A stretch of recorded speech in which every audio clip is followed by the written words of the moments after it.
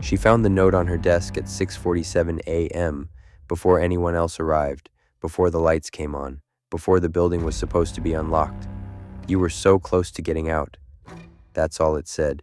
6 words on a yellow sticky note, written in handwriting she recognized immediately. Her own. She hadn't written it. She hadn't been in the building since Thursday. The security log would prove that. The cameras would prove that. But the handwriting didn't lie. And neither did the fingerprints.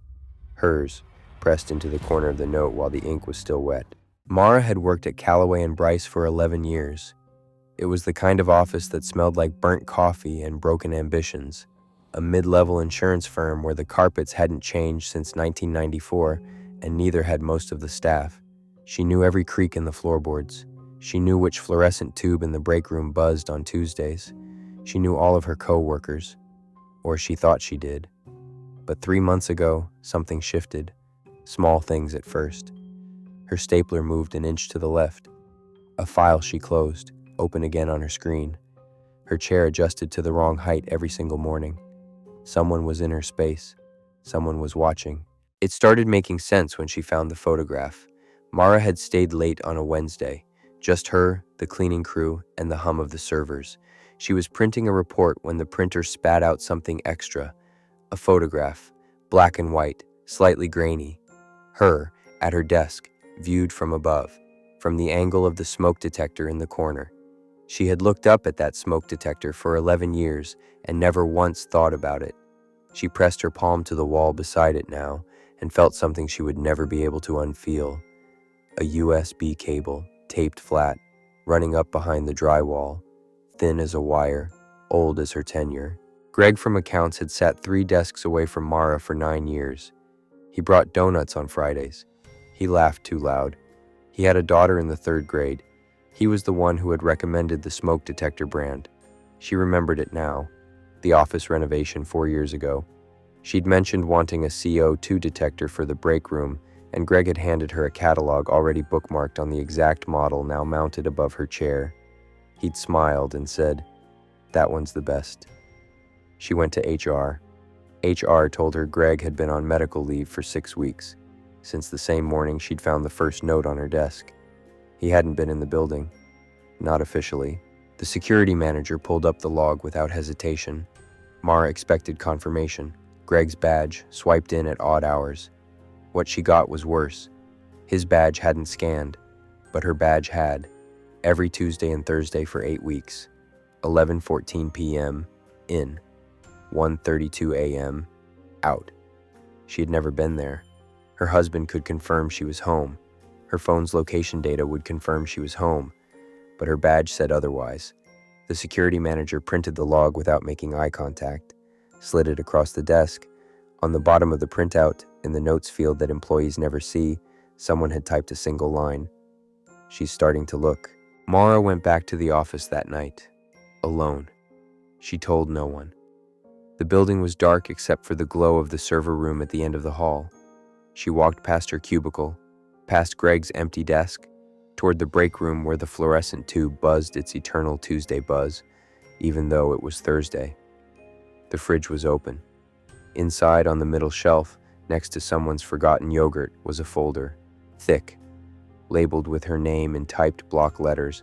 Inside were transcripts, printed verbatim, conversations she'd had in this break room over the last 3 years, arguments, confessions, a phone call she'd made to her doctor, a conversation she'd had with a coworker about leaving her husband, every single word.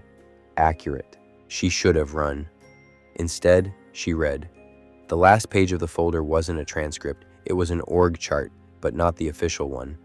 This one showed her office as she knew it on the surface, and then below each name, a second name in parentheses, a different role, a different affiliation. Greg, audio and physical monitoring. Denise from legal, document interception. Mike, her direct supervisor of 6 years, primary handler, and at the top, in a box by itself, no name, just a title. Asset, Mara Chen, unaware, stage 3. She didn't know what stage 3 meant. She didn't know what any of it meant. But she understood one thing with cold, perfect clarity. They had been building this for years. and she had been the point of it all along. Mara ran. She took the folder. She took the photograph. She hit the stairwell door at full speed, and her footsteps echoed up the shaft like something answering her from above. The parking garage was 2 floors down. Her car was Space B14, where it always was. She could see it from the stairwell door, the white Civic, headlights off, exactly as she'd left it. Except the driver's seat was reclined. She always kept it upright. Always. She stood in the doorway for 11 seconds.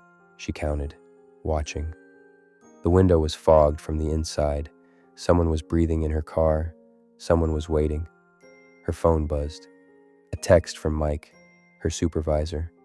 Sent 40 seconds ago. Don't go to the car, Mara. Mike appeared from behind a concrete pillar. No jacket. Keys in hand. He looked like someone who hadn't slept in 3 weeks. I've been trying to tell you for months, he said. Every time I got close, they moved me, demoted me, changed my access. The smoke detector was my idea, but not for them. I wanted you to find it. I needed you to start looking. He handed her a USB drive. Everything's on here. Names, servers, the people above me that you'll never recognize. This isn't about Callaway and Bryce. This company is a front, has been since before you were hired. He looked at her car, looked back at her. I don't know who's in there, but I know they're not here to hurt you. They're here to bring you in. And once they bring you in, Mara, there is no stage 4. She took the drive. She made it to the street. Cold air, traffic. Normal people living normal lives 200 feet from whatever was happening inside that building. She called 911 from a gas station payphone, one of only 3 in the city that still worked. She didn't use her cell. The police came. They went inside. They found nothing. No folder, no photograph, no cable behind the smoke detector, no USB records with anyone's name on them. Callaway and Bryce, when the officers checked, had closed their offices 2 years prior. The building was listed as vacant. The lease expired, but Mara still had the USB drive in her pocket. She could feel its weight. She went home. She sat in her kitchen. She didn't tell her husband. At 11:14 p.m., her phone buzzed. Unknown number. A single image. Her, in her kitchen, at her table, photographed through the window she had always kept covered with blinds. The blinds were up. She didn't remember opening them.